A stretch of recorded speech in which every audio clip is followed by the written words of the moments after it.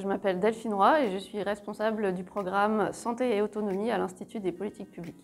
Aujourd'hui, la prise en charge des personnes âgées dépendantes, la situation la plus fréquente, c'est qu'elles soient à la fois aidées par des professionnels et par leur famille.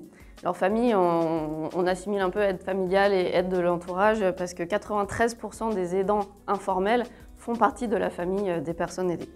Mais ce qu'on voit aussi, c'est qu'à mesure que le degré de dépendance s'accroît, le nombre d'heures d'aide informelle croît plus vite que le nombre d'heures d'aide de professionnels. Alors pourquoi ? Déjà, en particulier à cause du coût de cette aide et le plafond de l'allocation personnalisée d'autonomie, par exemple, pour le degré de dépendance le plus important, c'est 1 700 € par mois.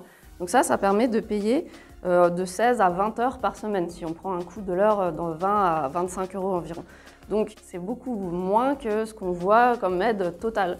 Les personnes qui sont en G1 et 2, on voit qu'elles ont en médiane 10 heures d'aide professionnelle et 35 heures d'aide de leur famille par semaine. Donc 35 heures d'aide par semaine. Si on doit payer ça de sa poche, on atteint très vite des montants que peu de retraités peuvent se permettre. Donc les personnes très dépendantes peuvent rester à domicile uniquement si elles ont une grande implication de leur famille. Donc on peut dire, pour utiliser une image, que c'est la partie immergée de l'iceberg de l'aide à domicile, l'aide familiale. Et donc quand on parle de virage domiciliaire, de désinstitutionnalisation, il faut penser qu'il y a toute cette aide qu'on suppose constante, on suppose qu'elle va pouvoir continuer.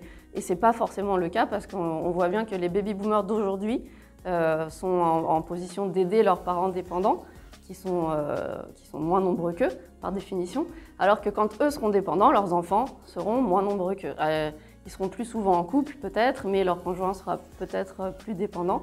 Bref, de nombreux facteurs qui font que c'est pas du tout évident qu'on puisse compter sur la même aide informelle demain. Et si on veut garder à domicile des gens qui aujourd'hui sont en EHPAD, donc qui sont souvent très dépendants, très âgés et souvent seuls, ils n'ont souvent pas de conjoint, ils sont souvent veufs et veuves, eh bien il va falloir beaucoup d'heures d'aide. Et c'est une question qu'on doit se poser à l'heure où on a déjà des difficultés de recrutement dans l'aide à domicile. Est-ce qu'on va pouvoir compter sur toute cette aide informelle et est-ce qu'on le souhaite? Est-ce qu'on veut faire porter le fardeau de cette aide sur la famille?